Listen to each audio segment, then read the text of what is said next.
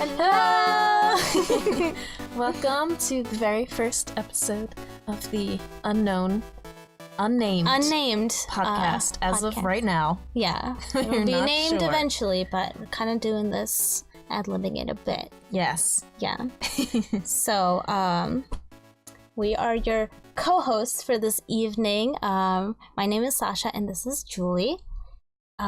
Julie is a media studies major. She just graduated, and so she's kind of more of the technical aspect of things. We're going to be delving in on video games and anime and stuff like that, so she kind of has more of the background to see how things actually work.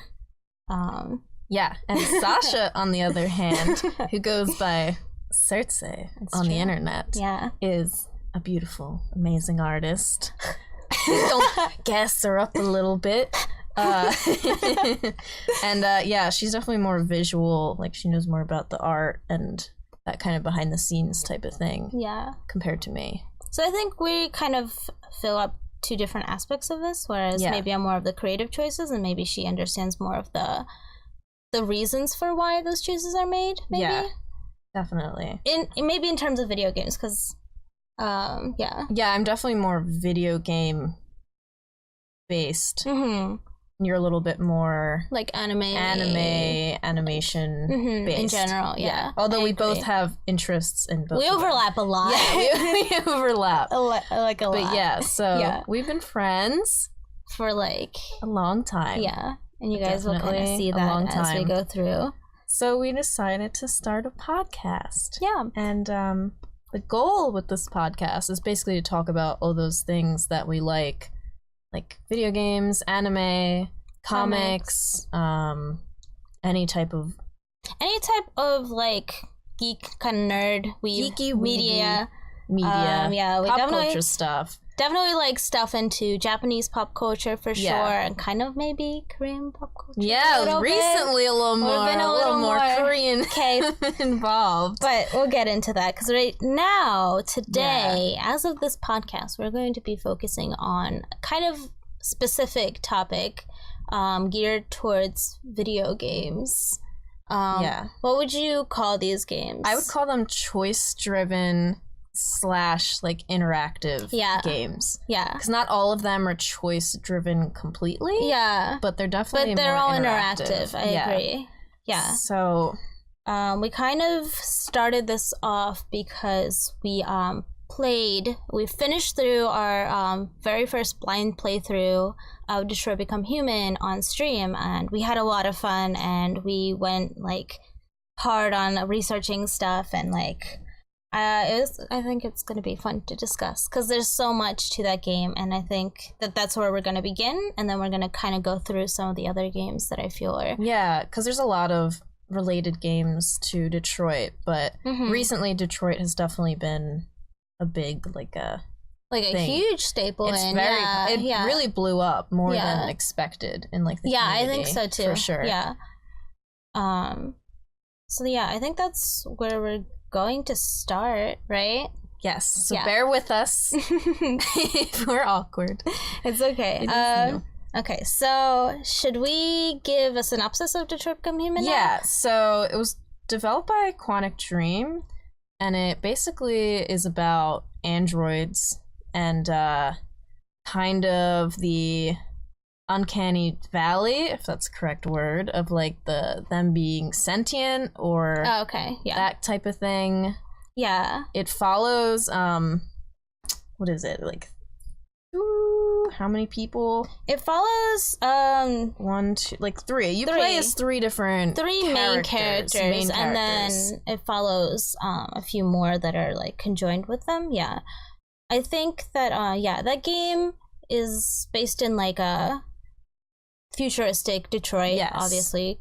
And it follows the characters of Connor, Marcus, and Kara. Yeah, and there are 3 androids. They're all different models of android. And they're completely separated, at least in the beginning. Yeah, so in this future, the androids are kind of used to humans' benefit. Humans use them. Well, they're kind used of as assistants and We should say that we're going to try to avoid spoilers for the most part. We're going to delve a little bit into it, but we're not going to discuss endings and like any like super spoilery stuff that you kind of wouldn't get from like say the beginning 30 minutes of the game. Because there's a lot to play these games and enjoy them without... And especially since these games, especially Detroit Become Human, which like the outcome varies so heavily that even if like we discuss like maybe one route of the game, there's so many others that are like wildly different. So yeah, just like any kind of small decision you make can really alter the path of the game. So there's so many different endings and different... There's so many, like branches. Tiny little branches that like widely vary the story. Yeah. But Connor. Connor, also known as Brian Deckard. Yes, who's I must mention him because he's pretty great, and him and his wife Amelia. Amelia. They're both actors in the game. Mm-hmm.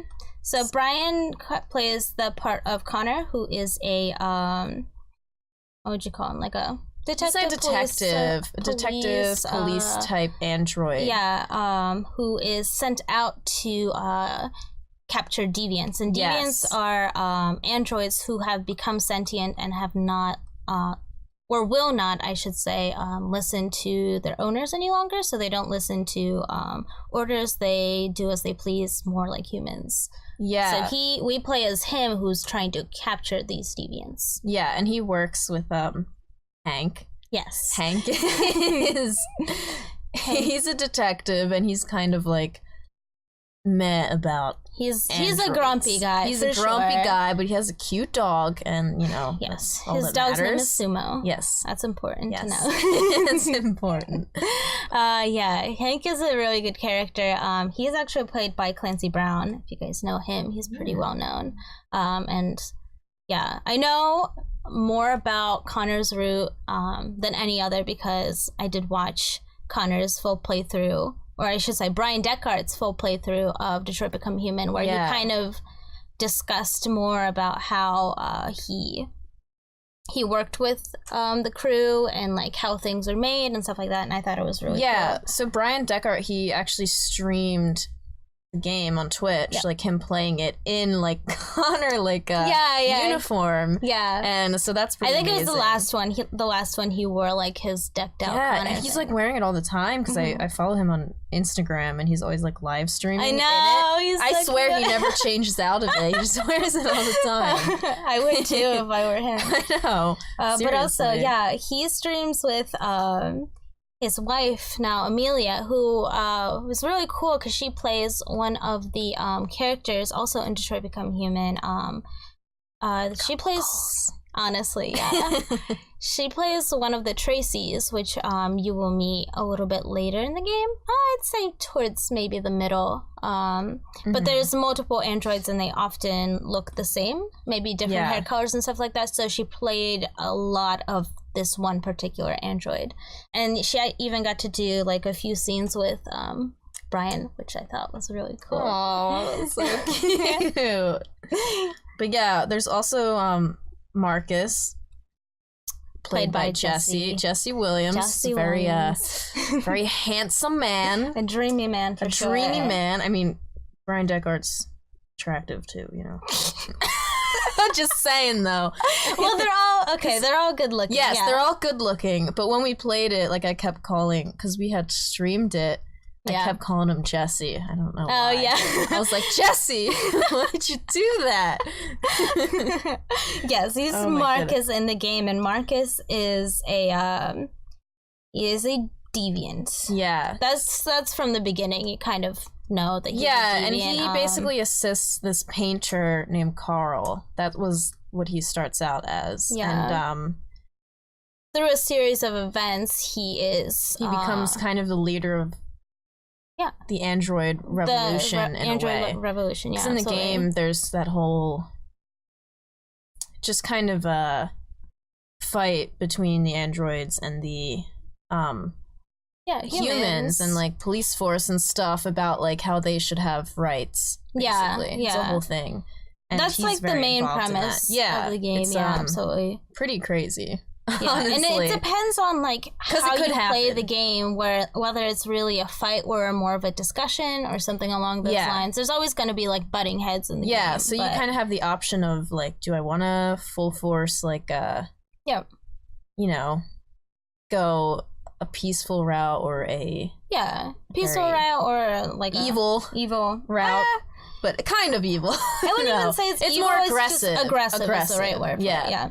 It's very similar to real life in some aspects of like any type of revolution. There's discussions on whether that touches on other but, politics and stuff like that. But in terms of this, it's like, it's crazy because it's something that could definitely happen in the future if, you know, androids ever become you know, we actually have androids, you know, not just like that, not just like Siri and like, you know, Alexa hanging out in your room, but like full physical embodiments of Siri and Alexa in your room. I don't like that. Hello. Puts me off. Here's your breakfast. Yeah.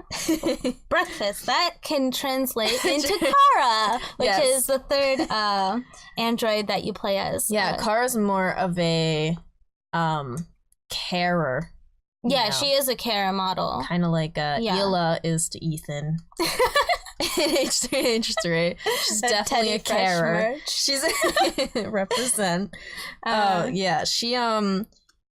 She actually is on a route where she is a carer for Alice and her father.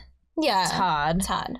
That's a whole thing in itself. But Alice is a young girl who lives with her father Todd, who is for lack of a better word, he's abusive. He's pretty crappy. Yeah, he does you know, drugs and gets overly angry and then apologizes for it and all that kind of crazy stuff. So this is not spoilers because it literally happens in the first act. Exactly. But you do leave with her. You leave Todd's house and you run away with Alice. So that's the premise of Kara's story. If in particular successful, I think. I mean, kind of. Yeah, but she there's no you can die. You can die. Let's keep in mind in this game you can kill off like everyone. You can kill off, and then that's pretty much it. Yeah.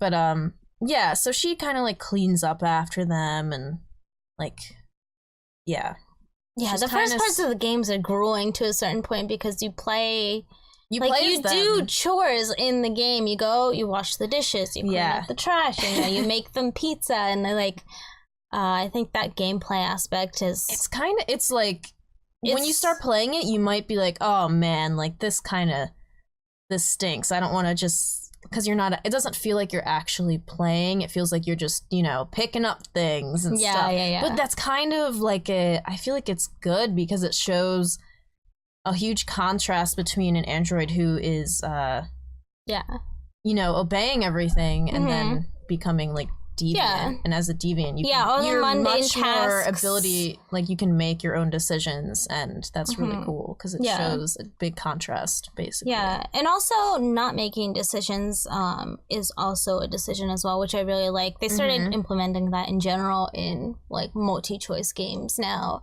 where like if you wait too long, like that's it, like something's gonna happen, it doesn't matter. So like most things are timed, I would say. There's some specific questions that are not timed. If they're not too important, it's kind of like with real life. If you have time to make a decision, you can, but if like you don't, they kind of make that so that there's a timer. If it's in the moment, you can't pause, and there's this little thing, and it just goes away, and if it goes away, then you don't make a decision, and that is a decision in itself, definitely. Yeah, either that or I think it might randomly choose a decision for you, which is also scary. Yeah, you don't because there's some bad sometimes you panic, you're like, oh, which one do I choose? And then it just like, it's too late. And or like even if you like walk in front of someone, I think that's so funny. In the beginnings of the game, Todd is watching TV and Kara's cleaning up, and if she stands in front of the TV, he yells at her. Yeah, he's like, can you not? Yeah, he's like, I'm watching the game or whatever he's watching. I don't know, but that's definitely an interesting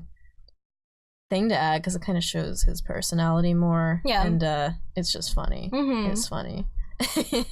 Yeah. But yeah, butterfly effect of decisions. Yeah, I think that game is the most branching of the decisions that I've ever played. It even shows at the end of the game, the little split, like the roots and stuff. Yeah, like I that. like when games do that because Yeah. you can see. You can even see Which if you're decisions online. you missed. You Yeah. can see what other people chose, which is I a like cool that. comparison because it kind of shows, It shows you the majority and maybe like some stuff that you did completely differently than other people. Mm-hmm. And it also shows you like, because this game in particular has so much replayability value. Yeah. It's like massive. So you can kind of save those and then replay again and go towards a different route and kind of try to find everything. Because it also shows you like, oh, these are the clues you missed. Oh, you didn't check this out. You didn't talk to all these people. Yeah, you can miss entire like scenes Yeah, just by you not can. like doing something. You can miss... Like if you just like are hung-ho, is that the word? Gung-ho? Gung-ho. Hung-ho. You're just gung-ho and like going straight to a certain thing. Yeah.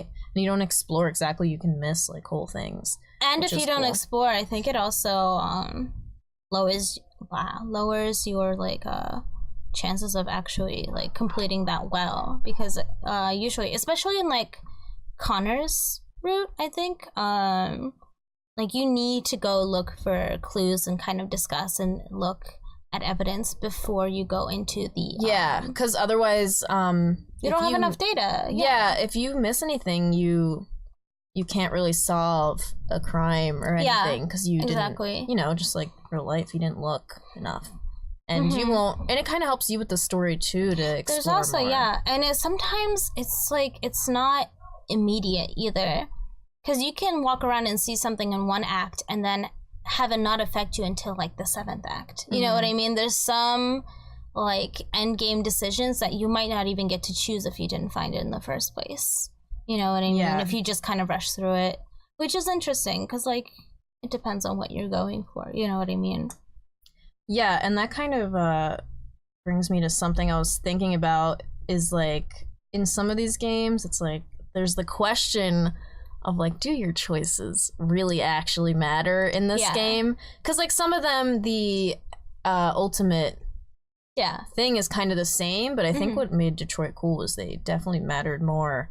They mattered than a other lot. games. Yeah, absolutely. Yeah, like you kind of still end up in the same thing, but it's totally different. Yeah, totally different depending on who you lost. There's like staples of what happens throughout the game, but like the endings vary a lot, I think, and the staples, even like the set things, can be altered as well. Like say maybe in like a different game, like you play through and maybe you'd lose one character and maybe you'd lose another at a different time, but in the end of that like arc, like all those people would be lost. It would just be a matter of how you would lose them. In this game, you can lose no one throughout the whole entire game, or you can lose everyone and have that be like a major that's change. That's definitely a bad ending. They're interesting. Everyone dies. Yeah, I think that's fine though. I think the hardest character to lose is Connor, because he comes back. Yeah. Connor comes back because he has the most chances to die in the game, from what I understand. Yeah, and I think it has to do with him being part of CyberLife. Yeah, so he's part of this thing called CyberLife. Well, CyberLife in general is like the company that makes the androids. Yeah, so he's like kind of, his android is just, it's a detective, and so they just, he dies, they just bring him back and put him back as a detective, like that's what he is. That's kind of the whole point of having an android detective, is they can die. Yeah. And it's like, well, just send Connor in there, he can die. He can die. It's like, which is a whole other thing with the whole, Hank thing, yeah. And the whole like sentient thing. Oh, like, yeah, that's true. Want to die over and over again? Like that's kind of messed up. Yeah, but depends. That does play into the game a little bit, though. It does, definitely. Yes. Yeah. Before we like continue with like how great this game is, because like personally, I really love this game, but I feel like we should poke holes through some of the things that maybe seemed a bit, like, didn't make sense, I should say. Like, you know, poking plot holes, like, just for the heck of it. Because, I mean, not every game is perfect, and there's definitely flaws in this game, even though they did so much with it. Or maybe because they did so much with it, is that there's some glaring flaws, in my opinion. But, like, the main one that I have in particular is with, it's more of, like, the Marcus route. Where Marcus, is this spoilers? I don't think so, because like you get that right in the beginning. Marcus has the power to have other androids become deviants. Yes. Yeah. So that is kind of that trope that he is going along, and what he does is like he can touch them or kind of, you know, kind of do something like that, and they become more sentient. They don't have to obey orders. The plot hole with that is like, although they became sentient, they immediately followed him. No matter what. Yeah, they were just like, all right, let's go. Yeah. It's like I don't know, when he touched them, he like transferred like, all right, this is it. He goes, you're free now. Yeah, but then they follow him anyway. And it's like, I don't think that every single human in, you know, say Detroit in particular, treated their android poorly. And so maybe there's some androids, like say Kara, who's attached to Alice. I don't think she would leave. In fact, like even Jesse, like with Carl. Jesse. His name's Marcus. I can't stop calling him Jesse. Marcus with Carl. Marcus with Carl, like it was a very like kind of sweet relationship. Yeah, and the only reason he left him was because he was forced to. So I think that's a little bit of a plot hole in my opinion. But I guess the reason isn't so much that they're treated badly, but I guess more that they want more rights, right? Yeah, so it's not completely like a I think it would have made more sense to maybe add some people that weren't for it, but given how much that the game already has, and I understand why they had to kind of cut corners in some aspects. It's kind of, you know, they want to... I can't spoil things, but equal rights. Yeah. In that way, I understand. They, There's not much that I dislike about that game. I think all the characters are written very well. Connor in particular is my favorite. Connor and Hank, their relationship in general, I think is very interesting. I thought it was an interesting dynamic because Hank hates androids, but then he gets partnered up with an android. Yeah. And like the dorkiest and Connor's android just like, of all. Yeah, Connor's like the dorkiest like guy. He's just like, Hi, I'm Connor. Hi, I'm Connor. I'm the android sent by Cyberlife. Yeah, he's like super serious about, you know, his job. Yeah. And Hank's just like, oh my god. Yeah. It's the worst nightmare. You can decide how things play along with that. That's one that I really like because you can vary. Yeah, you can kind Connor. of decide if they are like they work on being really good friends or if they like or if he focuses more on the his job. Than like furthering relationships, which is a whole thing in itself. Like, why would an android try to further relationships over his job? Yeah. That's the whole thing. Yeah. It's just it's a very cool concept for the game, and it was a lot of fun to play. Especially like together, because we had played it together and we were like, oh man. Yeah. I'm like, which do I pick? Especially if it's like a speed one. Yeah, they're so hard. I was like, oh god, what do I pick? It's like, and then you have to like talk to the other person, like, but then it's like disappearing already. There's a lot of choices that if you make them, you're gonna have to do quick times, like a lot more quick times. So it almost comes to like a point where it's like, I want this. If I'm good at quick times, I can have this. But if I'm not, then I probably shouldn't. Yeah, like Lucky we worked good Julie's together. good. Yeah, because I'm good at quick times, but since I'm so focused on them, I'm not paying attention too much to what's being said. Yeah, but and she's paying attention to what's being said. So she's like, oh, well, that's the right answer. Yeah. I'm like, oh, okay. And she's and then I'm quick timing. Yeah. So it worked out well than if I had played it alone and like I didn't pay enough attention to things. Yeah, sometimes aspects, there's like overwhelming amount of stuff going on where like maybe you miss like one particular sentence and that's it. You know what I mean? Yeah, you exactly. choose the wrong, especially with the detective stuff. Like I was like, what was yeah. it? Yeah, in the beginning, the very first scene is the scene with Connor and the hostage situation, which I know was like kind of well known because it was also the demo for the game. Long before it even came out. So a lot of people played the hostage situation a lot earlier. That's why, and that's a really good like opener to the game because it shows all the different ways that you can do it. So you start as Connor and you are told in the beginning that like there's somebody on the rooftop, they have the little girl and stuff like that, and there's like little aspects of it, like right in the beginning they see the mom and she's being dragged out by the police officer, and she goes to Connor, the detective, and she's like, please help my daughter, please. And then she realizes that he's an android, and she's like, wait, you sent an android? You sent a fucking android? Oh my god. As she's getting pulled away, which like already shows the kind of emotions that maybe some people have towards androids and the differences between them. Yeah.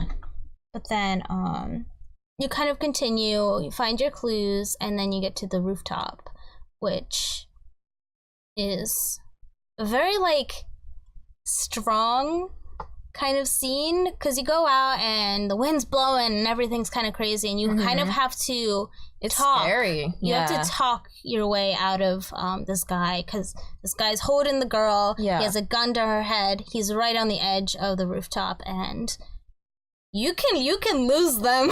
Yeah, and that's we didn't lose them. It's definitely like you're panicking a bit, and I guess that's you know. I love that in games because it's like it's not like no matter what you choose, like it's no matter what, like this is gonna happen. Like you can choose the wrong thing and like lose them or you know, so that's kind of there was even a meter, like the meter of how much time you have to choose like an answer and it's like a response, or even the meter of his like anxiety, like that's success in rate the and game. stuff like they that. have like an anxiety like percentage thing. Some people and the higher it gets, the like less likely of sometimes you even have to keep it like in a good like middle ground when you're interrogating and stuff like that. But that was a good scene to start out on because he kind of talks, and there's this one line in particular that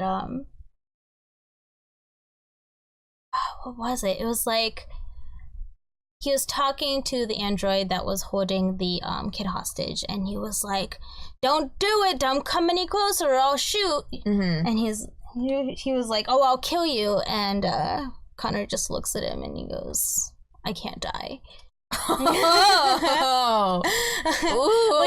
Which is really fun because later on in the game things change so much that maybe he would have never said that, you know what I mean? He would never say that.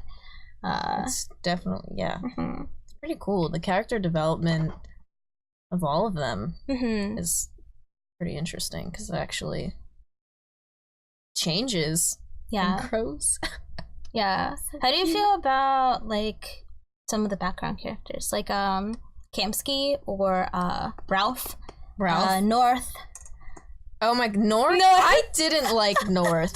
No, I was like, all right, Marcus. Okay, so there's this girl, North, okay, and she's part of the android revolution, and she's a possible romance person for Marcus, basically. And I don't know why, she just like rubbed me the wrong way. She's just very aggressive. So there's, in Marcus's story, there's like three main characters that kind of all go towards one way. So you kind of have to side with at least one of them in some aspects. And North just so happens to be the most aggressive person in the world. She is, and so I was always like, I'm not doing that. She'd be like, kill him! And I'd be like, I can't She's do like, that. you need to slit their throats now or else they'll go tell the others. And I'm like, I'm supposed to romance you? You're crazy. She even, she was like, she was something else, that's for sure. She was wild. Like, I kind of get it, but like, it was hard to like her, I will admit. Yeah, but I was like, well, Marcus likes her, so yeah, I'll let him have that, I guess. Yeah. You can't like everyone. Mm-hmm. Yeah, oh my gosh. Yeah. Ralph is funny. Ralph, you can only get him if you play the game a certain way. Yeah, so we in didn't our get him. We didn't even meet Ralph. Yeah, but I looked up his whole thing because I was interested. So I was like, he's got some issues. Yeah, so he's like an android who's been hurt. Obviously, he has scars on his face, kind of melted off stuff that cannot be repaired, and he has like a tick, so he kind of shifts around a lot, and he refers to himself as Ralph. Yes, so he refers refers to does. himself in third person. Ralph upstairs. Ralph really likes this. Yeah. And he's almost childish in a way, because you play and like he'll be really serious in one aspect, and then when you're nice, excited, and then he's like let's go. Yeah, he's like, and it's really like eerie. He's eerie, but the thing that he does, so funny. So there's this one part in particular where he gets a dead animal, I should say, and he puts it on the table and he tells somebody to eat it, and he goes, "It's just succulent." Yeah, he's like, just succulent. Oh, it'll be succulent. He's such a good. He's a good character. He's not very prevalent in. That's like a whole thing that you couldn't even, see in the game if you didn't choose that specific thing. Yeah, we never met him at all. Mm-hmm. But then, watching other playthroughs, he was a really fun character. I almost wish that we met him because of that. It would have been... But we chose a good option for that because... We did, it was easier for us to escape. Yeah, without spoiling, but yeah.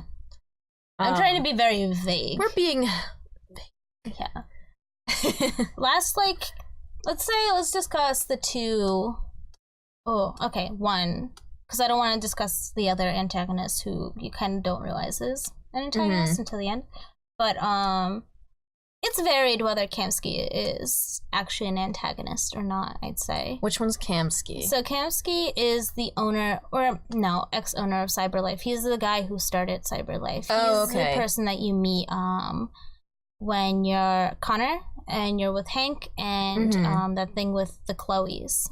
Okay. So Chloe is the she doesn't play really an aspect at all in the game, but she is the AI that or I should say android that you talk to when you're at the loading screen, or like the Oh, okay. Yeah, I know what you're talking about now. Yeah, she's cool. Yeah, she's pretty. And that's a whole thing in itself. Yeah, that's something that we shouldn't spoil, is like, but she's fun. She plays a little bit into the game, but not so much. She plays more into like yeah, but I think Kamsky was a fun character. I watched, there's actually like a short which is like solely about Kamsky. I don't think you saw it, did you? I don't think so. It's like, it was him right when he started CyberLife. So he was still young and he was being followed by, like, say, a camera crew, I think it was. It's just like a wobbly camera, and he was talking to and kind of showing CyberLife in its infancy, right? And this is just like, it's not part of the game, it's just a short that came out afterwards. And he kind of discussed things, and like the camera crew would ask, they'd be like, oh, like, what are the chances of like androids becoming sentient and rising against us? And at the end he's just like, there's no way, it's not a possibility. And this and then it goes, Detroit become human, and then you play as the whole amazing. Yeah, he's so that's funny. Crazy. Yeah. There's no way. And if we're talking about shorts, I want to talk a little bit about what started the game, which was the short with Kara. So Quantic Dreams in the beginning, they long before Detroit Become Human was even like born, they did a short to kind of test like, say, the game mechanics, maybe a little bit, like the quality of like facial recognition, stuff like that. You know what I mean? Did I see this? You might have. So it's like, it starts off with Kara being built, and she becomes a robot, and you're kind of playing... Oh, maybe I did. You kind of are the person who's assembling them, yeah. Yeah. And so she's being built, and it looks really beautiful, and like she's coming together, and she becomes alive, and then she does something, and then she like kind of wakes up, and he starts asking her questions. So he'll be like, oh, you know, what time is it? You know, can you speak in this language or something? You know, because she can do so much. And then he asks her something, I don't know, and she shows a sign of deviancy. So she's like, no, it was like, she was like, so what am I supposed to do here? He's like, wait, what do you mean? Yeah, I think I did see this. Yeah. And she's like, what am I supposed to be doing here? And he's like, this is a faulty one.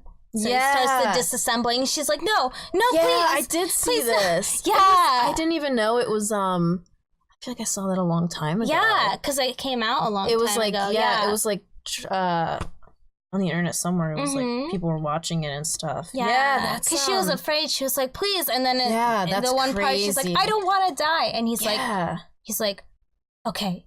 And he reassembles her really quick. And he puts her on the, this like row, which this part was the best, because it was just like a whole row of cars. It's the same exact person, but she kind of walks along it, and all the other cars are kind of standing straight and they're not doing anything, and she kind of walks over and stands straight too, and she's just like, thank you, and she goes off on her way. So he sent it like it was so good. Yeah, I remember that. It's really cool. Yeah, we should link that or something. Yeah. Maybe we'll put like a little excerpt when we're talking about it in here, because it's so good. Yeah, I love that little trailer, because Kara was like the first character in that game because of that. There's even an Easter egg in that game, in Detroit Become Human, where Kara in the short, she sings a Japanese song. Oh, yeah. And when you're playing as Marcus, you come across a Kara that sings the Japanese song. Do you? Yeah. Oh my, that's crazy. You don't always. I love when games do that, because you wouldn't even know. It's super eerie, too, the way that he comes across her. Is it her? Was it that one? It's probably that one. That's crazy. She's, all right, a little bit of a spoiler if you guys are curious, but like not really. He comes across her as she's like disassembled. She's like dying. So she sings and she sings and then she dies. That's so eerie. Oh, it's so good. That's not really a spoiler because it doesn't play into the game, but it's just a fun Easter egg. It's something to look out for, I guess, if you plan on playing it. Yeah. The short is like pretty quick to watch and it's really good, so I'd recommend that. Oh my goodness. I feel like we could talk about Detroit all day. Yeah. I think we covered most of it, though. We did. Because we have like a few other games we want to talk about here. Yeah. Well, first of all, Heavy Rain. Yes. Heavy Rain is the other game by Quantic Dreams that we played. So we played that one together a few years ago. And that was like it was really funny. That's the only way I can explain You can see the jump between Detroit and Heavy Rain a lot. I mean, yeah, Detroit, they definitely advanced their whole system, but Heavy Rain was cool too, because it was, it was very decision based. Yeah, absolutely. But it was definitely gameplay behind a bit. And just some of the funniest thing about it was like some of the voice acting. Not the voice acting, just the characters. So like we always we always joke about him, the dad, Ethan. Yes, he's basically in the game. So you play as 4 characters. So we should start that off. You do. You play as 4. Yeah. So we both played 2 actually. So there's Ethan, which is like the main character. Then we have who? Scott Shelby, Norman Jaden, and Madison Page. Yeah. You play as all of them. Yeah. And what is like a quick synopsis of that game? Without spoiling, I have like a really bad synopsis. What's yours? Because I'm trying really hard not to spoil. Dad loses son and has a hard time getting him back. That's kind of what it is. It's just a dad. A very kind of careless dad. He's a little bit careless. I guess it's debatable, but a little. He's just like And basically, the only line in the game is, there's 2 lines. There's 2 lines. There's all right. 2 say lines. one of the lines, I'll say the other one. All right, I'll do my favorite one. Go. Jason! That's the one. And there's another one, it goes, Sean! Those are the only things Ethan says. So both of those both are of our sons. his sons, and both those times you have like a button that you can just mash. You just mash it, and you can just be like, Jason! Jason! Jason! Sean! Jason! Sean! Sean! Just over and so funny. It was just really, like, just funny. It has some corny moments to it. There's some, like, weird dialogue aspects, and, like, sometimes you're just like, why is it like this? Yeah, it's definitely, you know. But it's worth playing. Like, we really liked it when we played it. Yeah. Enough that we were like, oh, like, Detroit was made by the same people? Like, that made us kind of excited to play Detroit. Because it was just, you know, it was an interesting game, for sure. And it was very dark. It was dark. Like, just, like, dark storyline, but also just dark. Like, just, visuals, it was dark all the time. It was always nighttime. It was always nighttime, and it was always raining. But that was part of the game. That's part of the game. But, yeah. Heavy rain. It was... But, yeah. The other, like, 3 characters that you play as are not as important, I'd say, as Ethan, which is... It makes sense, but I feel like in Detroit, they kind of spread them out evenly. In this one, I don't know. Madison Paige, I don't even remember what happened. I can't even remember, like, all I remember is just some scenes with her, but I think you don't play her as much. You only start playing her. You mainly play Ethan. The other ones, they just kind of, you know. Norman Jayden is also a detective. That seems to be a running gag, but we played him very poorly. We were awful. We were like, what is this? And we just didn't do it right. He had like a gadget that you had to interact with the world with, and it was a little... Yeah, he was definitely like, I think maybe my least favorite. Some people, I think I saw something where he like won like the hottest video game character. Really? He's so funny. He has a New York accent. He's like, my name's Norman Jayden. Oh yeah, it's like the worst New York accent. It's like a fake It's one. like you took like someone from like the UK or something and brought them over to like act as like a New York person. All they've ever seen is like weird like movies. Sex in the City or something. Yeah, like weird movies where they just have the most like over exaggerated New York accent. Yeah. He's like, I'm Detective Norman Jayden. Yeah. Like, he's so I'm funny. from New York. He's just like the worst. It's just oh my god. we had no idea what we were doing with him, I'm pretty sure. We did poorly with him, I remember. We did not get a good ending we were like, with what him. is this? You had to pay attention a lot. Yeah. Which I don't know. You know, we do. We didn't but... we didn't really get it much. Scott Shelby was an interesting character. He plays a bigger part in the end, but that's something that we don't discuss because we're not talking about the end. No. But he's a fun character. He's also a detective, but he's kind of a retired one, I'd say. Yes. Yeah. So and then Madison, she's just some girl. Yeah. Right? She's just some girl who just runs into things, you know. She just ran into their storyline. It was just like, I don't even know how she really plays a part. She just meets Ethan in some way, and she meets him, and then she's in the story. It's not like she's like a detective or like she just kind of some girl. I don't know. She doesn't even have anything to do with like the main storyline. That her whole situation, getting involved in things like that, kind of sucks. But yeah. So that's Yeah, so Heavy Rain, definitely not as good as Detroit. They did a huge jump, but it's good to play. It's definitely, I definitely recommend still, playing like, it because it was enjoyable. interesting. Yeah. And just the whole, you know, any type of choice-driven, you know, quick time games are just really interesting to play. Yeah. And that one has a very branching narrative as well, I think. Less than Detroit as usual, but still. Which brings me to more branching narrative games. Until Dawn? And I think of that when I think of like quick times. You're right, yeah. So Until Dawn is like interactive horror game. Yeah. So I went on Supermassive Games website, which are the people who made Until Dawn, and right in big letters it says immersive, innovative, interactive. So that's what Until Dawn is. Until Dawn is really fun because there's 9 playable characters. Okay, there's so many. Yeah. There's 9, and you can lose them all. You can lose all of them. And the thing that was it's really fun to play because it's all like kind of quick time, and basically your decisions, like in the kind of the story always plays out the same. Yeah. But who's in it in the end really depends on who you were able to keep alive. Yeah, that's and true. Your decisions matter. Not just the quick times matter in keeping people alive, but your decisions matter in the fact that how you have characters interact. So like if you choose to try to like react positively with one character, then in the future that character could save that character. Oh yeah.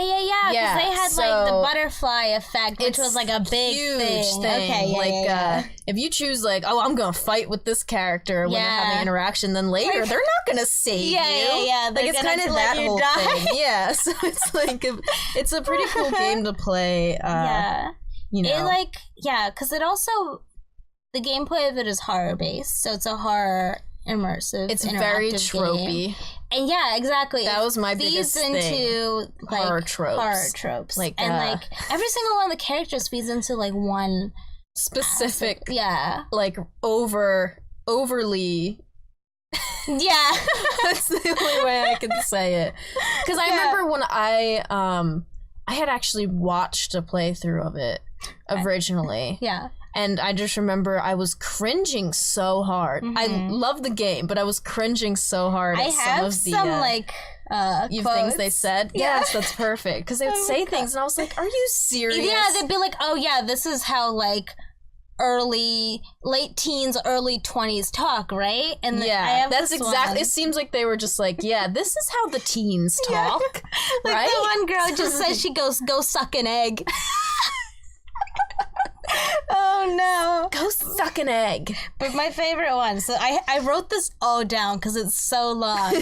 So this is the one that made me super cringe in the game, and like that's like one aspect that I really remember, and it's said by Jessica, which is like kind of the popular, Jessica, blonde, Jessica, yeah. And she hears noises outside, and she comes out and she starts screaming into the woods, and she says, "You want to ruin the fun that bad? Well, guess what? You can't. You can't ruin our good time because Michael and I are gonna fuck." That's right. We're gonna have sex and it's gonna be hot. So enjoy it because we're going to. Oh my God. That's like a literal That's a perfect example of like just the things they say because it's ridiculous. It's so cringy. It's like really funny though. I wonder if is it on purpose? I don't know. I don't know either. I didn't research enough to know, but I don't think they tell you. I think it was like, I think they didn't realize that it was cringy, but then once people noticed it was cringy, they're like, yeah, that was on purpose. Yeah. But like there's so many like, but it's also just very stereotypical, like it's in this house in the woods. They're like a group of teens. They're like going, to this house for the weekend. Yeah. it's like and it's really spooky and old looking. And there's another aspect of that game which I thought was really cool though, that so you play as the characters, but you also kind of play as yourself. And there's like one aspect of, do you remember when you talked to the therapist? Yeah. That was cool. That's a whole thing. Yeah. So they have this thing where you talk to the therapist, and the therapist does those tests on you. What are those called? Oh, I don't know. It's like where they there's a word for it, where they show like a picture and you look at it and you could see like a butterfly, or you could see like a skull or something. Yeah. It depends on, and what you see immediately is supposed to like say something about you. It's some type of psychology thing. It's an ink blot test. I guess. Yeah. Yeah. So you kind of do that as yourself, and that's pretty interesting. You also do more specific things. Like sometimes you get the choice and it's like, what scares you more, snakes or rats? Yeah, that's right. And then you kind of go more and more, and your answers tailor what comes up in the game. So yeah, that's really cool. That's really cool. It was a really cool game. Yeah. All cringe aside. It was like cool, and it's fun to play. Like my friends, shout out Dan and Jess. They do a thing where they have like because there's 9 playable characters, so everyone plays one. Oh wow! So you have like a group of people together, and like each person, and it's up to you specifically whether that person dies or not. So that's like really fun. That's fun. It makes it more of like a fun like group game to play. Yeah. And the game's not too long either. I'd say it runs probably that's the thing. So you can play it like with your friends in like one night. Yeah, definitely. Exactly. So I think that's a really good game. It's a really cool concept, and they're actually making a whole series of horror games. They just announced it's called like the Dark Pictures series, and they recently released a trailer for it's called like Man of Medan or Medan, yeah, something like that. And it's basically I watched it. It's has like it's a group of teenagers. I think they were teenagers from what I remember, and it's basically like a ghost ship underwater. Yeah, I remember. So we don't know exactly, but it's pretty cool. Yeah. So I'm kind of looking forward to that. Me too. Because I think it'll be fun. I'll definitely be looking out for their games in the future because of this. They're gonna have more, so it's like a whole series they're making. So that's really cool. Yeah. Would you say before we switch is your favorite character in the game? You can look at the pictures. The pictures. I know who mine is. I can't remember who. I can't remember everyone's personalities specifically. Yeah. Who's yours? Mine's Sam. Okay, that's what I was thinking. Yeah, so Sam plays... she's like the most normal one, for lack of a better word. That's what I think it was. I think I wanted to like Emily, and then she ended up being annoying. Oh, Emily was the worst. I was like, oh man. Because she treated she was like awful. Who was it? Somebody poorly. They were all kind of I think her it was boyfriend. Sam was the most normal, I'm pretty sure. Sam? Right? Oh, Sam. Yeah. Sam was the most normal. Michael was actually pretty good too, I'd say. Michael was like kind of the Chad. but his Chadness kind of wore away, and he became like a normal. I just remember Emily was awful. Oh, Emily was. I think a lot of the girls were. Just the things I was like, why would you say that to someone? Like, look, you guys are going and staying together in this house, and you're like talking to each other. They like, talk so horribly. Much trash. Yeah, they were just like. Jessica. It was just go suck an egg, Jessica. Go suck an egg. I'm gonna say that's my new insult. This isn't even all of the characters because there's also Ashley, who's like a kind of a weirdo. Yeah, if I had it more fresh in my brain of like, because there's so many. If I had it more fresh, like which one? I think Sam was probably. Probably she's first. Yeah. I think it was Sam that I liked most. She was the least offensive. Yeah. She's also kind of a main. Yeah, she was. She's a main character, I'd say. So many games in the world. We jumped through like, I'd say, at least in my opinion, 3 of like the biggest. Well, we actually didn't discuss The Walking Dead. Yeah, that's what I was thinking. The Walking Dead, any type of Telltale game, specifically The Walking Dead though. I only played season 1 of The Walking Dead. Did you watch any more? Or no? No, I haven't. Okay. I watched all of them up to. I should. I definitely want to, but I think because I played it, I was like planning to get the rest, and I just didn't get around to it. But The Walking Dead's really cool. I really like. Well, that I think game. I think we can discuss it in 2 different ways because I am more recent up to it. So maybe if you have complaints about it, I can tell you if they fix them in the future or something. Yeah, so like Telltale Games is really cool because they have like Game of Thrones, all these other games. They do Batman. They have The Wolf Among Us, Tales from Borderlands. Yeah, so they have a bunch of games where you just kind of choose things. The thing with The Walking Dead though is the plot pretty much stays the same from what I understand. Yeah. Kind of no matter what you do. Yeah. It stays the same. Like, you still will end up here and end up here, but maybe you'll be with different characters. Yeah, depending exactly. on who lived. Yeah. It's definitely less of a branching narrative, and it says that it's an engaging narrative experience where your choices tailor the story, and the choices tailor the story to a certain degree. I don't know if it. I think it still doesn't really play an aspect as big as I'd like it to, in the more recent ones. But I mean, maybe the choices are more interesting now, whereas before, like, I think they were. I don't know. There's such little choices, and it didn't matter anyway. Because then, like, say, like, oh, you save this one character, but then you just lose them in like the next. You would scene lose anyway. them later anyway. Yeah, So, like it would just be a matter of time. Yeah, you know what I mean. so Rather than save them, you're still gonna lose them. It's just the kind of the order of how you lose them. Basically. Yeah. It's just There's some characters that continue throughout the seasons, though, like Kenny. Do you remember Kenny? Yeah, he continues for a while. And I guess we should explain what the game is about. Yeah, so it's not based on the TV show, because you don't watch The Walking Dead. I watch The Walking Dead. You know, I'm completely caught up on that. But it's, you know, the same world type of thing where there's a zombie apocalypse, but it starts off following Clementine, who's like a little girl. Yep. And she's freaking adorable. Clementine. And Lee. Yes. And he kind of becomes a father figure. Yeah, so he finds her once the apocalypse starts and she's alone. And he kind of takes her under his little wing. Yeah. And they meet people along the way just trying to survive, basically. Yeah. Not all of them are good people. In fact, most of them are bad people. Most of them are really, like, awful. Awful. I'm like, god-awful people. Yeah. I wrote down, I said, it's more about what kind of path you want to lead to an ultimate outcome. Yeah, so, exactly. Like, you know, if you want to be more...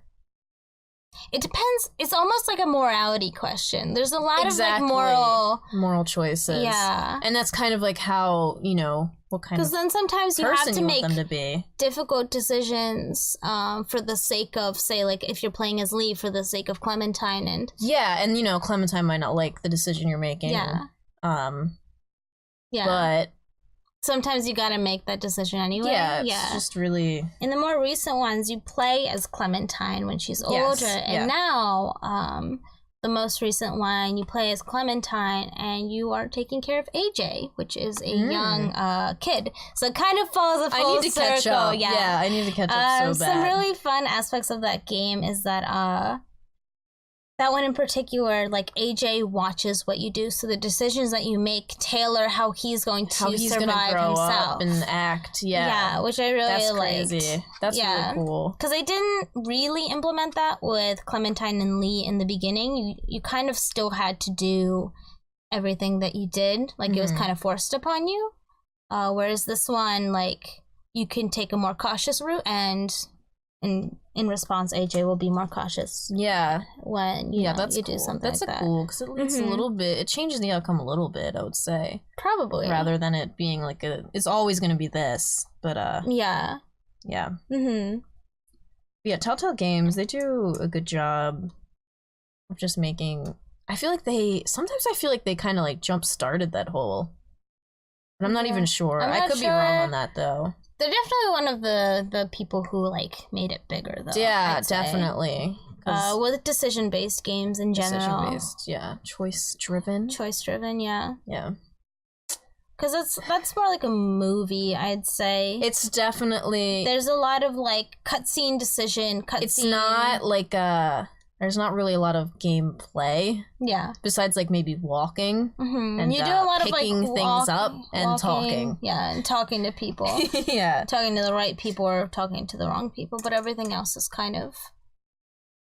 Yeah. But that makes sense in a way, especially in the beginning, I think. Especially, like, from a mechanical standpoint. It's good for introducing people that don't really, play video games to playing them, because it's definitely, you know, you don't have to be good at games. There's no, like, you know, There's crazy. a little bit. There's like a little bit, but it's not it's a lot. more. It's definitely more. Any of these games are really kind of good for people who aren't as like hardcore gamers. I'd say. Yeah, I'd say Walking Dead has the least quick times. I think Until Dawn has a lot of quick times. Until Dawn has a lot, which is what makes it so great. Because you can just easily kill someone off just because you're bad at using a controller. That's Sasha would kill everyone off. Kill everyone, yeah. In Detroit, you can kind of choose whether you want to do quick times or choose the worst option. Yeah.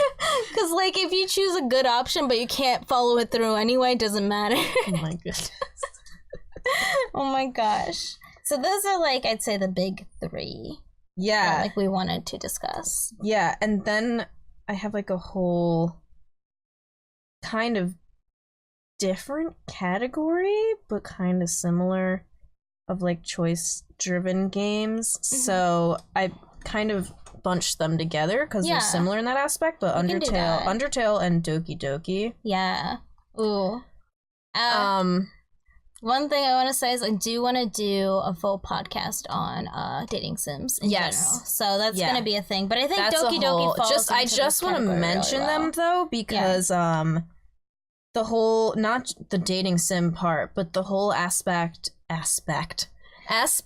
like a game that you play and your decisions matter in the second replay. Ooh, yeah, that's good. So that's good. That's like so like without spoiling, but like Undertale, the decisions you make playing that game, if you go and play it again, it remembers the decisions that you made in the last playthrough. And Absolutely. Doki Doki is similar in that aspect. Yeah, so like actually, if you wanted to play through the entirety of Doki Doki, you have to play multiple times. You do. Yeah. It's like crazy. There's no way around it, yeah. Yeah, but I just think that's such a cool... I think it's really cool. And I guess that's only things you can really do on PC, kind of. Yeah. But Undertale is actually out on PlayStation. Yeah, it's coming Nintendo to Switch. Switch today. It was today? Yeah. Congrats, the day we're recording Undertale. this. Congrats, Yay. Toby. That's pretty crazy. Which is another thing. Oh, I'm scrambled. But another thing about both of these games is they were both made by one person. Yeah. And that's like super impressive to me. They're indie games. So, I feel like we should elaborate really quickly. Okay. Undertale first, right? Go. Undertale was made by Toby Fox by himself, which is insane to me. Yeah, he had like help with like... You know, some things. Like music and... Actually, he did he did the music, I'm pretty sure. He had help from Temmie for the art of, like, a specific character, I'm pretty sure. That's it? I think so.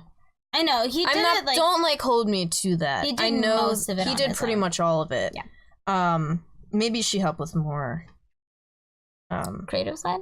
Yeah. Like visual aspect? Yeah. Mm-hmm. But, that's impressive in itself. Mm-hmm. And, I don't... My thing with Undertale is I don't like saying anything about it because I really want people to just play it without knowing anything. Yeah, that's a good game to go in blind. It's like just going completely blind because if you know the basic thing of like different routes you can take in the game, then it was so popular that it's really hard to find anyone who hasn't even heard of Undertale. I know, it's older now, so I'm like, how much can I say? Like, it's old. Like, people should have played it by now, but then again, not everyone has. I think without being spoilery, both Doki Doki Literature Club and Undertale both break the fourth wall in a very severe way. They do, completely, which is really awesome. Yeah, it's really cool. It's really cool. They go super meta with it. I get chills thinking about it a little bit. Just the things, mainly Doki Doki. Okay, so Doki Doki, for those of you guys who don't know, we've been talking about it for like 15 minutes now. But Doki Doki Literature Club is a dating simulator where you play as MC, main character, and you meet 4 girls. So there's Monica, there's Natsuki, there's Yuri, and there's Sayori. Yes. There are 4 girls, and you are in a literature club. Wow, Doki Doki Literature Club. And so you play pretty simply throughout the days, and like every night you go home and you like make a poem. You can kind of like choose words and put them together, and like the words that you choose affect like one particular girl, so they kind of gun for one girl. Yes, but things get wild and and without spoiling at all, because if you haven't played it, like you have to play it. Yeah, because it was crazy. Like Sasha had brought it up. She was like, "Julie, there's this dating sim. Do you want to play it with me?" I was like, "I don't know. Do I?" I was like, she was like, "Come on, there's a lot of stuff about it on the internet." And I was like, okay. So eventually I came over, like, I'm not going to spoil, but I came over, like, late at night and we played it. And it was a wild ride. It was crazy. That's the only way I can explain it. All I have to say is that we had to stop playing. We had to stop playing and I had to go home. It's like, I can't play this. But it's very cute. It was made by, I should mention that, Dan Salvato. He made it by himself, and he's actually a well-known professional Smash player.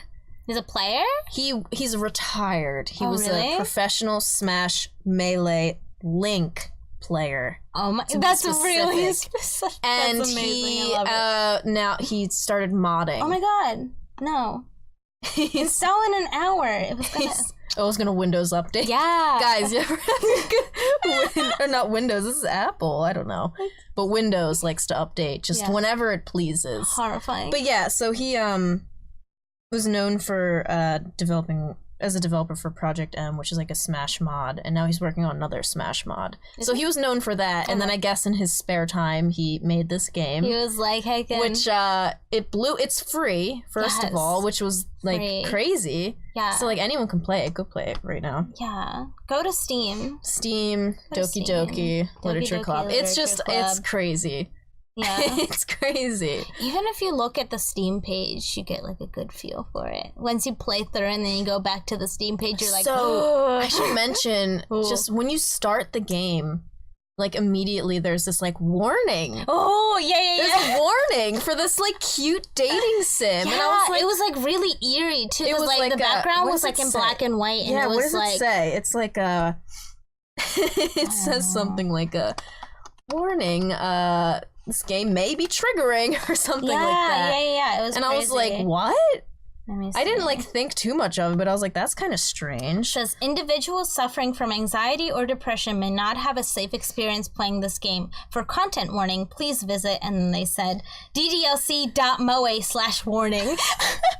But I was like, oh, okay, that's weird. And then I'm like playing, and it's like kind of a lot.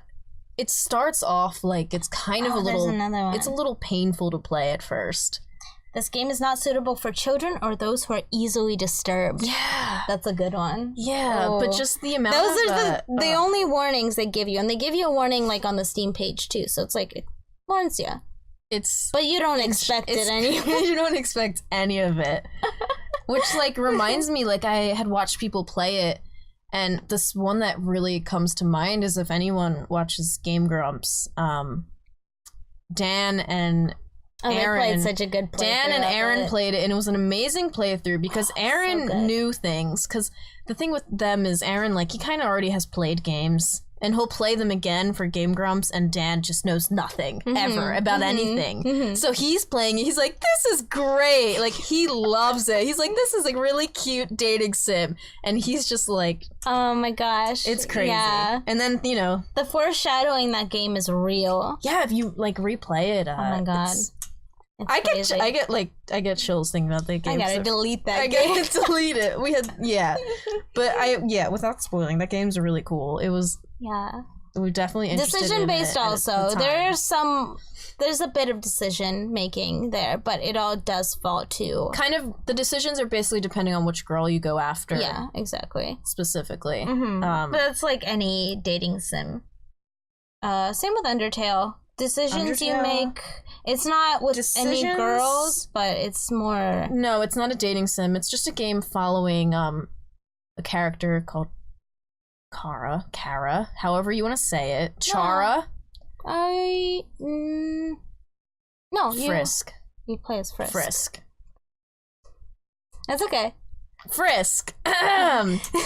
You play as Frisk. You play as anybody who you type in as. That's like an actual thing. Yeah. But the default name is Frisk. You play as. Yeah. And Frisk, you know, is he meets characters along the way. Characters, like really Torio, cool characters. That Sans, game was very Papyrus. quirky. Oh my god, it was so quirky. And when it came not out, for everyone. when it came out, it was very like well, no, that's because of the community. When the game came out, it was like very cool because it was different. I could say in that it was very different. But then the community got a little crazy, and so now people are like, "I'm not playing that game." Oh really? Yeah, That's a people shame. like I don't know people that. like push things off because of communities if they're too like overbearing. Because people are very serious about it. Like if you, Maybe. you know, yeah, I could see that. but there's, you know, it's kind of like That's what any other happens type with of any big fan fandom, base, like yeah. Fandoms. In general, Like, you know, people could get scared off by the BTS fandom, you know, like things like that. That is true. You're absolutely right. That's the whole thing in itself. Fandoms and you're right. communities and trying to break into fandoms without. That's the whole thing. Yeah. That's the You're whole right. thing in itself. I'd say don't worry about the fandom. Just go play just the go game. play it. So and good. go play it without researching it at all. Yeah. Like, just play it. That's like the best experience. And when you're done, research it. Yeah, and then you're done. Because that's what I did with all of these games. I went, finished them, and researched them. And then all of researched these them. games. It's just the best when you play a So game good. without, especially a choice-driven game, without knowing like anything about it. Because then you don't have any like preconceptions about it. Especially if it's like in particular from, say, like a company or a person that you've never played anything from before. Like, I kind of knew a little bit what to expect with the Detroit Become Human and all of the Telltale series. It's kind of around the same, but there's some other games where, like, I don't know what's going to happen. I don't know how this developer made the game, you know what I mean? You know, my decisions to be neutral can be hurtful to me, you know what I mean? It's just really fun to just play it knowing nothing and then find out you could have done all these other things, basically. It's really interesting. So you're like, oh man, we didn't do that. Yeah. Or, So, let's talk finally. I'm sorry, I keep moving the mic. Like, overall, are we done? Did we discuss every game that you wanted to discuss? The only other game that I wanted to mention but not really delve in on is like Mystic Messenger, but that's more of a another dating sim. That's a dating sim. We can go into that completely, but that's another like choice driven kind of game. It's a choice driven game that also falls a little bit in line with breaking the fourth wall. Yes. And that's the only reason is the difference. But it's cool. I played it through. Like, I played it through. Sasha started it, but it's because it's an app. They like to do that thing where you have to play it at certain times a day, and that was hard for Sasha. Yeah, it was hard for me because I work, but like not that you don't work, but not that you don't work. But I mean, I have like a place I have to be, and you know what I mean. But well, I was also bad at making choices in that game for the first time. If you miss things. If you miss things, and if you're neutral. You can't be neutral in that game or else it hits you hard. So this game is like a mobile game that you play and you kind of text different text boys. That's it.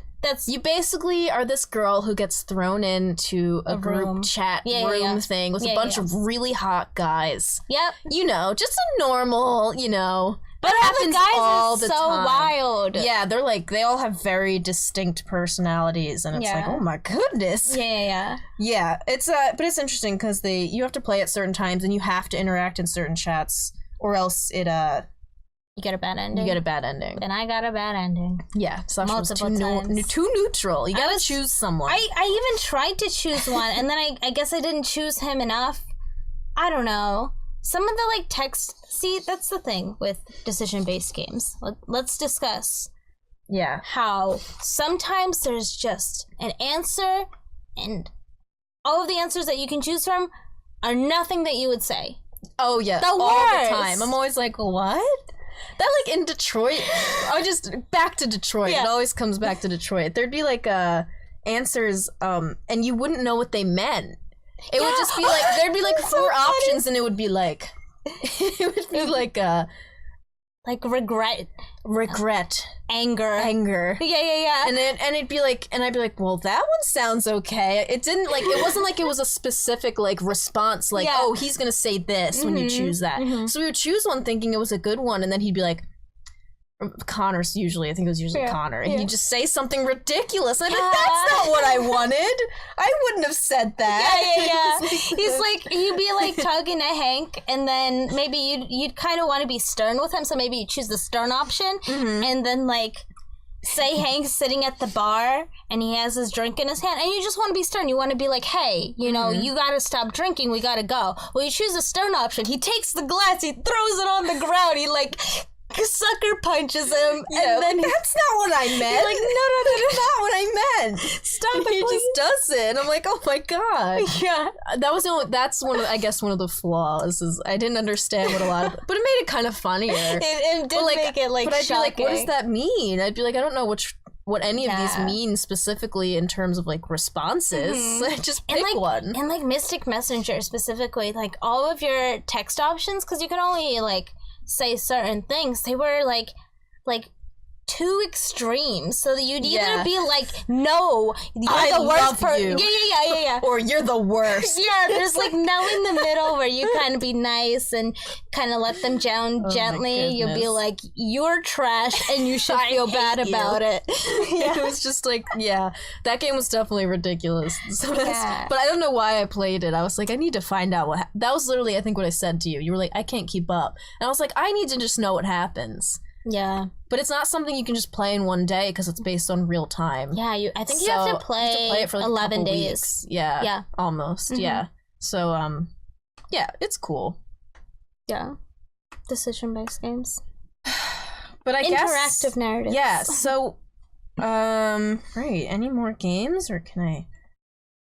That's kind of the basis of the games we were thinking of.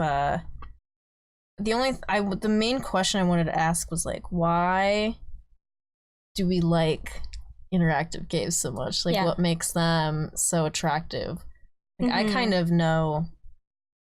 Do you want to answer it first? For me, it's kind of the feeling of being more involved in the game. So, like, when you play like a basic, any type of story-driven game, that like no matter what you do, this happens. Like you know, like a Tomb Raider or something, or like, you know, things like that. It just has where a story and you play through the story. It's like, you know, you kind of can be, like, those have their own thing because you're kind of becoming someone else and doing that. But, like, you're not as involved in, like, their decisions, so they can do things and you're like, that's not what I would have done. Yeah. With these, it kind of makes you feel more, it kind of makes you feel like you have more power than maybe you even do. But, like, it's just the idea of being involved in a game more than usual, I guess. Yeah, I agree. Yeah, I think for me it's fun. It's similar. It's like a personal aspect to it where even if maybe you're not even playing as yourself, because not all interactive games, if not all, usually play someone else, but the fact that you can kind of decide how the story plays out according to your tastes makes you, or say me, enjoy it more, I think, than like having, like, even my suspension of disbelief is sometimes broken in video games when they make decisions that are just so wildly inappropriate for me, where I kind of step back and I'm out of the game and I kind of look at it like, why is this happening? Like, that shouldn't happen in the game. And most good games don't do that, so that's okay. But like interactive games, I think you're even more delved into it than you would be before. You know what I mean? And you're very invested in the characters because you're actually have the characters in your hands, and you know you're responsible for them. There's also the whole replay value. So like just like a straight storyline driven game, the biggest reason you'd replay that is because you want to experience it again, or you want to go back and like completionist it. You know, but with these, like, they all have replay value just so you can get different results and different stories, and you can play it like how you would play it normally. You know, maybe you usually play games very passively or like kind of more like the protagonist. And some people, they prefer to play games through the first time as more of the antagonist, you know, but you can go back and replay it the opposite. Like you can go back and replay totally evil in most games, and it's just interesting to see how to see how it happens. Like you can play them multiple times and it's like fun because it's different every time. Pretty it's much different because it's always fun because like you always want to know what's gonna happen, and so sometimes like I even just look and I see like, oh, what happens if you did this, what happens if you do this, because it's like they're all varied and it's like, whoa, no way, like you find out a secret maybe in this route that you would have never found out in a different route because maybe you didn't even question that person, you know what I mean? It's just fun. It's so fun. It's fun. It's just you're my special friend. Oh my goodness. Oh my gosh, we talked a lot actually. We did talk a lot. An hour and 20 minutes. Ooh. That's pretty solid. But yeah, so oh my goodness. Yeah. Choice-driven interactive games. Yeah, check them out. Thanks for listening to this. Yeah, thank you if you listened all the way through. Oh my gosh. Thank you. No one's here, but like you guys who like scrub through the boring parts. Yeah. Thanks for being here. Yeah, just thank you for tuning in at all. I had a lot of fun. Yeah, I know. I'm sure we'll, do more. Yeah, we're definitely planning to do more. We have some ideas. Yeah. Definitely for some more. Yeah.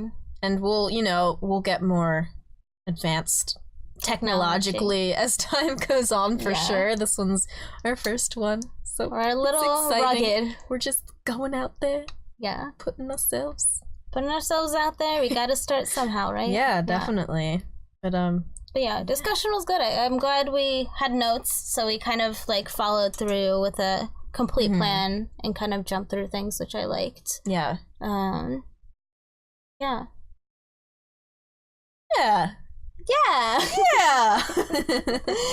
Oh my goodness. But just like to say it again, we're still working on a name, and also who we are. Yeah, so I'm Julie. Yeah. You're Julie. I'm Julie. Julie. And this is Sasha. I'm Sasha. And that's Julie, Sasha. what do you go by? What can you follow? Oh, if like you on social media. On the internet, I go by Legend of Julie. Legend of Julie on everything? Yeah. Yes. On everything. So you can follow her on Twitter, on Instagram, on Twitch. Anything else? That's pretty much it. Yeah. Sasha goes by Sertse, which is spelled SYERTSE. Yes. And she's an artist, guys. I am an artist. Shrek her out. She hates when I Yes. say that. No, I hate when Julie does this one thing. She does this one thing where she, like, when I do something kind of weird, she goes, ew! I've actually kind of stopped. It makes me anxious every time. I go through phases of saying things, and then they kind of go away. And I've kind of stopped saying that. Like, I don't go like, ew. That one's so funny. Reminds Sasha of elementary school bullying. She's like, I'm going through it all over again. I'm like, they didn't like my clothes. But yeah, you can follow. You can follow Sasha at Sertse on everything. Yep. Twitter, Everything. Instagram, you want to email Twitch, me? Sertse@gmail.com. Email her. You have any inquiries? Sponsorship. Oh my god. No, but yeah, you can follow both of us. We will probably be having a conjoined YouTube. Yes, we will make a conjoined YouTube and all social medias once we come up with like a specific name. Yeah. So we'll do that. Really so if we're on social media right now, if we're on YouTube, then please give us a like and subscribe. Leave us a comment. Leave us a comment. Smash that subscribe button. Telling us we're garbage. Just write, you are garbage.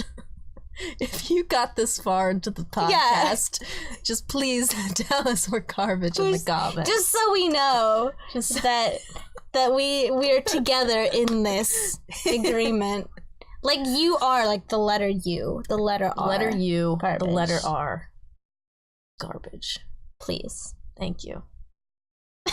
You know what it is? It's like if somebody actually says that, I'm just gonna think that they were a big fan of me. You know, either that or I'm gonna be really upset.